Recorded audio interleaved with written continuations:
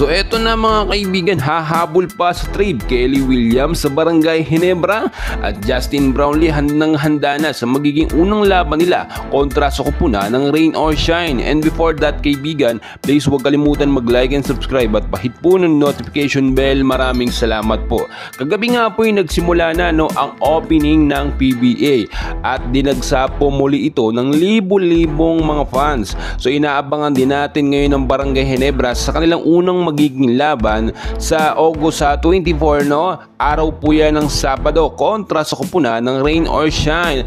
At dahil nga po kulang sa legit big man eto nga pong Barangay Ginebra dahil umalis si Sistan mga kaibigan, ay eto pa, may posible pang humabol sa tinatawag nating biglaang trade na si Kelly Williams. So posible pwede ba itong maging sentro mga kaibigan? Ay ang posisyon na hinahawakan nito as of now ay power forward, pwede ring sentro dahil ito po ay nasa height na 6'8 to 6'9. Well mga kaibigan, para sa akin so far wala namang problema kahit na wala po si Sistan.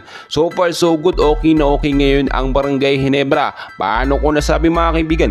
Meron silang dalawang rookie na talaga namang maaasahan and tried and tested na posibleng mabigyan ng mahabang playing time sa kanilang magiging unang laban kontra sa Rain or Shine, si Paul Garcia at si RG Abarientos mga kaibigan. Ang ilang mga star player kasi ng Barangay Ginebra tulad na lang ni Scotty medyo alanganin pa doon kasama sila sa lineup mga kaibigan, pero yung injured ay nandyan pa rin.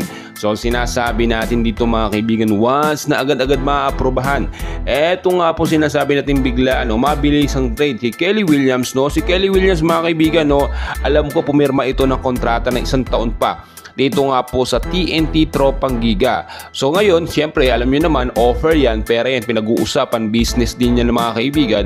Kapag ka naglatag ng malaking offer yung Barangay Ginebra, agad-agad pwede namang baguhin yan, pwede namang makansila, babayaran lang yan mga kaibigan, posibleng makuha ng Barangay Ginebra.